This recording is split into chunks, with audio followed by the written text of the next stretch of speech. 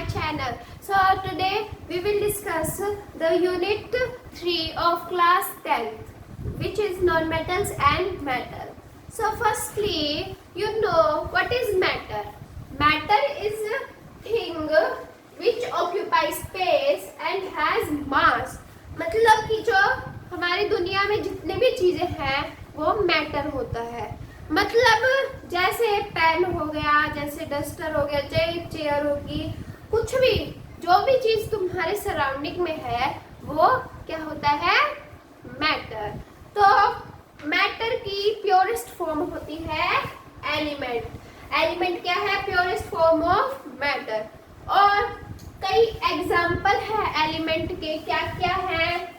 H means hydrogen, H means helium, और C means carbon, Na means sodium, और Au means gold. तो ये क्या है, प्योरेस्ट फॉर्म ऑफ मैटर है. और ये किस चीज के एग्जाम्पल है, एलिमेंट के. ठीक है. अब कई नेचुरल अकरिंग एलिमेंट्स हैं, कई तो हमने लेबोरेटरीज में बनाए हैं. और जो नेचुरल अकरिंग जो वो है क्या है एलिमेंट्स, वो 118 एलिमेंट्स हैं. ठीक है. और मतलब अपने दुनिया में 118 एलिमेंट्स ऐसे हैं सिर्फ जो क्या है नेचुरल अकरिंग. और बाकी के हमने लेबोरेटरीज वगैरह में बनाए हैं, फैक्ट्रीज वगैरह में बनाए हैं. तो एलिमेंट्स के जैसे तुम अपनी क्लास को कैटेगराइज करते हो, जैसे गर्ल्स और बॉयज के डिफरेंट में, ऐसे ही एलिमेंट के 3 टाइप होते हैं एलिमेंट का. Metal, non metal, metalloids. ये मेटलॉइड्स को हम क्या कह सकते हैं, दूसरा नाम उसका है सेमी मेटल्स. तो चलो हम इसको डिस्कस करते हैं डीपली. चट. तो अब मैं आपको फ्यू इलेक्ट्रॉन एलिमेंट्स बताना चाहती हूँ. H hydrogen, He helium, Li lithium, Be gallium, B boron, C carbon, N nitrogen, O oxygen, F fluorine, Ne neon, Na sodium, Mg magnesium, Al aluminium, Si silicon, P phosphorus and S sulphur. तो ये तो element थे. पर अब मैं आपको मतलब main जो इम्पोर्टेंट एलिमेंट्स होते हैं उनके बारे में बताना चाह रही हूँ. कई एलिमेंट्स मेन है ये. Au gold, Ag silver, Cu copper, Fe iron. तो ये कुछ मेन एलिमेंट्स थे. ठीक है. तो अब आप ये बताओ कि जैसे बोरॉन है, डी बोरॉन है, तो ये नॉन मेटल है या फिर मेटल है. मुझे पता है कई कहोगे नॉन मेटल है, कई कहोगे मेटल है, मतलब कंफ्यूजन रहता है हमेशा दिमाग में. तो जो साइंटिस्ट हैं उनने एक मतलब साइंटिफिक रूल बनाया है और ऑब्जर्व किया है कि कैसे हम कंफ्यूज ना होए और हम निकालें कि क्या ये मतलब मेटल है या फिर नॉन मेटल है. तो चलो देखते हैं कैसे. तो अब हम पहले हाइड्रोजन को लीव कर देंगे क्योंकि 11th क्लास में एक सेपरेट चैप्टर है किसके ऊपर बेस्ड है, वो हाइड्रोजन के ऊपर. तो अब हम नहीं पढ़ेंगे क्योंकि थोड़ा कॉम्प्लिकेटेड है ये. तो अब हम सीधा हीलियम पढ़ेंगे.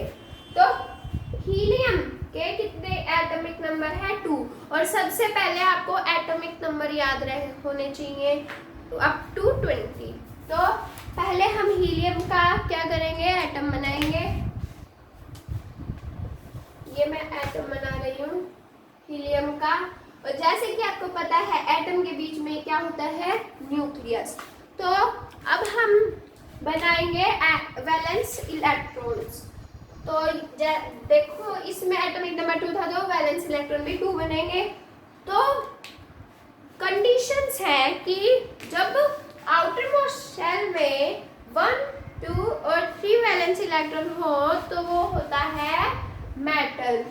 और अगर 4, 5, 6 वैलेंस इलेक्ट्रॉन हो आउटर मोस्ट शेल में तो वो क्या होता है, नॉन मेटल.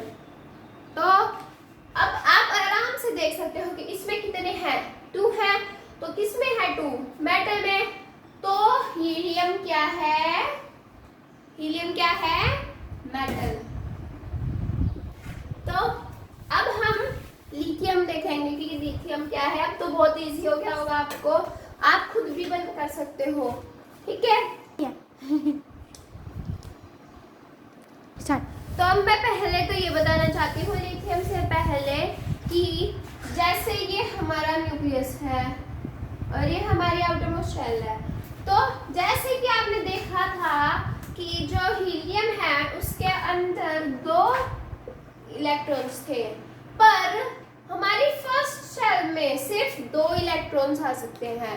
जब हमारी नेक्स्ट शेल बनेगी तो नेक्स्ट शेल में 4 इलेक्ट्रॉन्स आ सकते हैं। कितने? सॉरी 8 आ सकते हैं। पर अब देखो यहीं से चालू हो जाते हैं।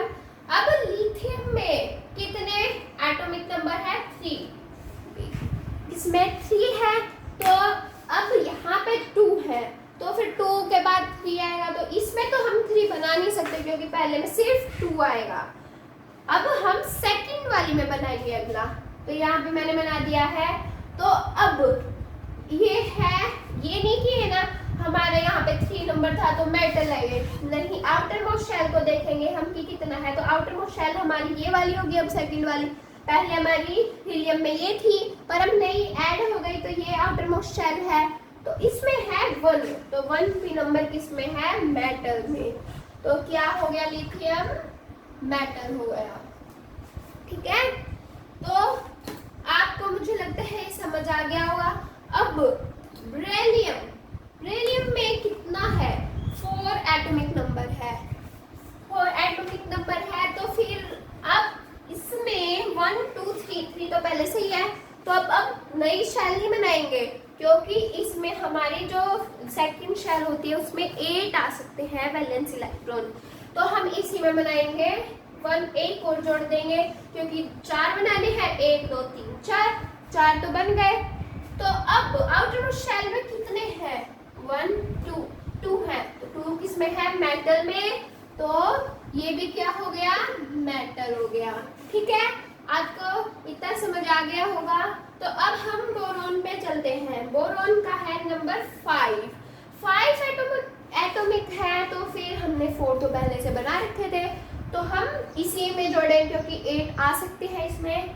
तो हम ऐसे यहाँ पे ही बना देंगे 5, ठीक है। तो अब आउटर मोस्ट शेल में कितने वो है वैलेंस इलेक्ट्रॉन? कितने हैं? 1 2 एंड 3। तो 3 है, तो 3 भी मेटल में आता है, तो ये भी मेटल में है। अभी तक हमने मेटल पढ़े थे, तो अब आगे चलते हैं हम। तो अब हम डिस्कस करेंगे कार्बन नॉन मेटल है फिर मेटल है। तो अब हम इसका एटम बनाते हैं। पहले तो आप देखो, रुको मैं इसको एक बार नीचे बना देती हूँ ताकि वो सेकेंड सेल पे आ जाए आराम से।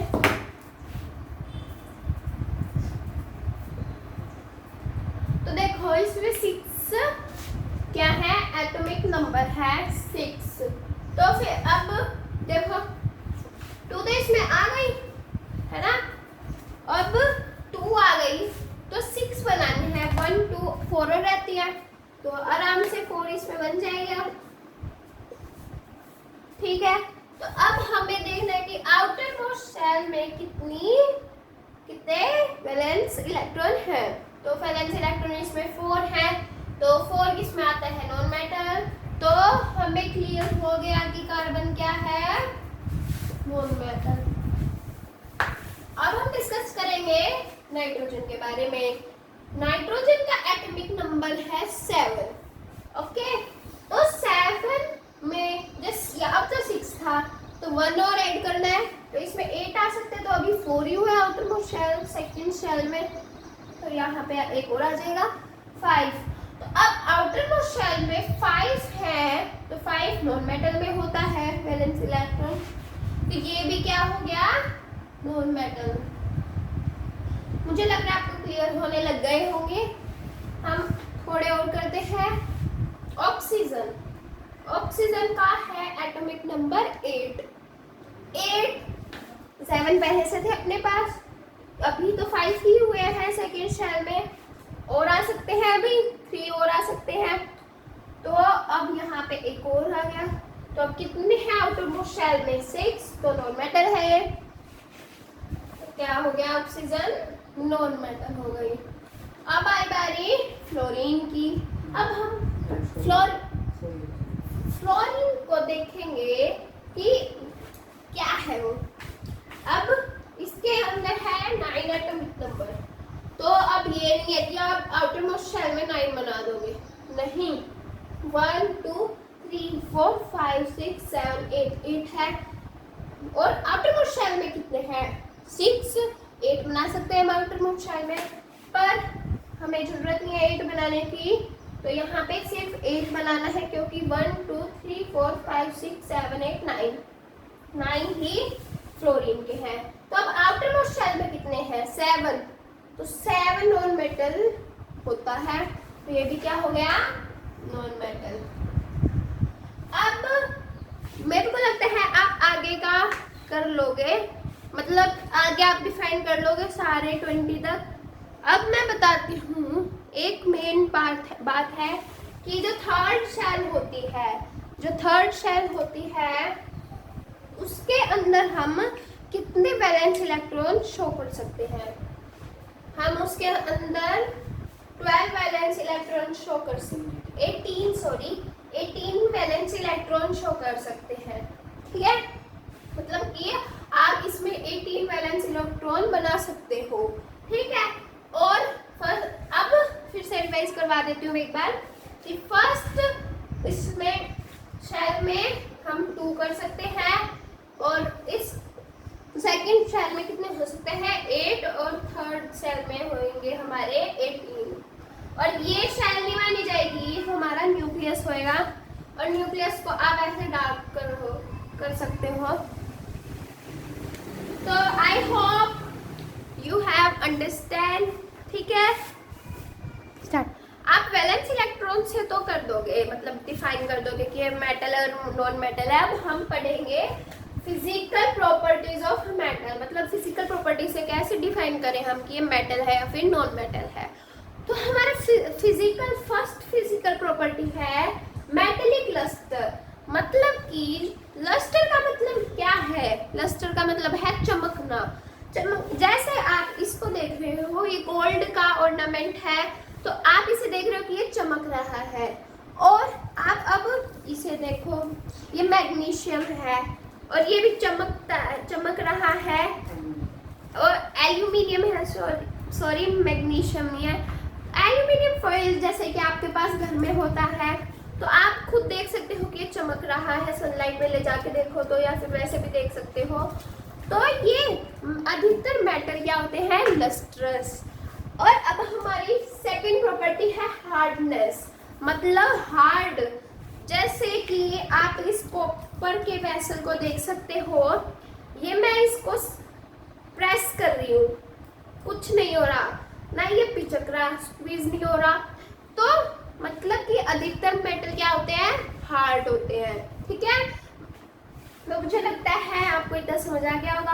पर 2 मेटल ऐसी भी हैं जो नाइफ से कट हो सकती है, नाइफ से भी कट हो सकती है। कौन कौन सी है वो? सोडियम और पोटाशियम।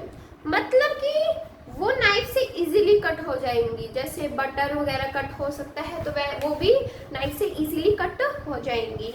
तो ये अधिकतर क्वेश्चन आता है बोर्ड एग्जाम में कि which metal can cut with knife. तो ये आ सकते हैं ऑप्शंस में, या फिर वैसे ब्लैंक में आ सकता है। तो ये मोस्ट इम्पोर्टेंट क्वेश्चन है। अब हमारी नेक्स्ट प्रॉपर्टी है मेल्टिंग एंड बॉइलिंग पॉइंट। तो हाईएस्ट मेल्टिंग पॉइंट मेटल का टंगस्टन है। टंगस्टन कहाँ पे होता है? आप बल्ब को पता है आपका क्या होता है? बल्ब के अंदर जो फिलामेंट होता है उसके अंदर वायर होती है, उसे टंगस्टन कहते हैं। और अगर आप कभी भी देख लेना, आप चाहे 24 घंटे बल्ब को ऑन रखे रखना, तब भी बल्ब क्या नहीं है, उसका बल्ब का फिलामेंट बर्न नहीं होगा, क्योंकि उसके अंदर जो टंगस्टन है उसका हाई मेल्टिंग पॉइंट है। और वो कितना मेल्टिंग पॉइंट है 3422 डिग्री सेल्सियस। मतलब जब इतना इलेक्ट्रिसिटी उसके पास पहुंच जाएगी और इतना हीट हो जाएगा तब वो बर्न होएगा, उतने नहीं होगा। तो मुझे लगता है आपको टंगस्टन वाला भी समझ आ गया होगा।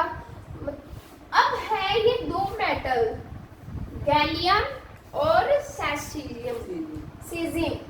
ये दो मेटल ऐसी मेटल है जिनका लो मेल्टिंग पॉइंट है, और अगर हम उन्हें हथेली पे भी रख देंगे ना वो मेल्ट हो जाएगी। किस वजह से? क्योंकि अपनी क्या होएगी, वो हीट ले लेंगे। ठीक है, समझ आ गया। ये भी क्वेश्चन आ सकता है आपके बोर्ड एग्जाम में, तो आप अपने नोट्स में लिख लीजिए सारी चीजें जो मैं बता रही हूँ। अब हमारा नेक्स्ट है लिक्विड मेटल। कौन सी होती है? मर्करी, मतलब लिक्विड मेटल। अब ये बोर्ड एग्जाम में आ सकता है कि which metal is at liquid at room temperature. ये बोर्ड एग्जाम में अधिकतर आता है जितना मुझे पता है। तो क्या है कि कौन सी मेटल है? वो मर्करी। तो आप नोट्स में इसे भी लिख लिए, मतलब सारी चीजें लिख लिए, बट मेन जो मैं बता रही हूँ अभी वो है। अब नेक्स्ट प्रॉपर्टी है हमारी डेंसिटी। अब डेंसिटी में ये जो वो है मार्क, इसका मतलब क्या होता है? इसका मतलब होता है हाई। मतलब कि डेंसिटी मेटल्स में अधिकतर हाई होती है, और मतलब मेटल्स में हाई होते हैं कई किलो के, पर ज्यादातर मेटल्स की डेंसिटी क्या होती है? हाई होती है। अब अगली है malleability, the property due to which metal can be converted into thin sheets. मतलब है कि जो प्रॉपर्टी है मेटल्स को थिन शीट्स में कन्वर्ट कर दे, उसे क्या कहते हैं? मैलेबिलिटी। जैसे आप एल्यूमिनियम फॉइल को देख रहे हो, ये इतना पतला है, आप देख सकते हो। ये एक मेटल है, मैग्नीशियम एक मेटल है। तो अधिकतर मेटल क्या होते हैं? मैलेबल। इसे हम टीयर भी कर सकते हैं, इतने पतले होते हैं ये। तो मुझे लगता है आपको मैलेबिलिटी भी समझ आ गया होगा। तो अब हमारा अगला टॉपिक है डक्टिलिटी। डक्टिलिटी का मतलब है ड्रॉन इनटू वायर्स, मतलब कि हम उन्हें वायर्स में कन्वर्ट कर सकते हैं। अधिकतर मेटल्स क्या होती हैं? वायर्स में कन्वर्ट हो जाएंगी, डक्टाइल होती है वो। मतलब जैसे कि आपने देखे होंगे कॉपर वायर्स देखा होगा, और मैग्नीशियम का भी वायर देखा होगा। तो ये क्या है? कौन सी प्रॉपर्टी है जो मेटल को वायर्स में कन्वर्ट कर दे? वो प्रॉपर्टी क्या कहलाती है? डक्टिलिटी। ठीक है, तो अब मैं मेन बात बताना चाहती हूँ कि मैलेबिलिटी और डक्टिलिटी दोनों मिलकर मेटल्स को मतलब ज्वेलरी के फॉर्म में भी बना देती है। जैसे कि गोल्ड को आप थिन शीट्स में बना सकते हो गहनों के लिए, और आप वायर में कन्वर्ट कर सकते हो ईयरिंग के लिए, गोल्ड ईयरिंग्स जो होती है। तो मुझे लगता है आपको पूरा पार्ट 1 समझ आ गया होगा, और part B will come soon, and please like, share and subscribe my channel, and don't forget to press bell icon. Thank you.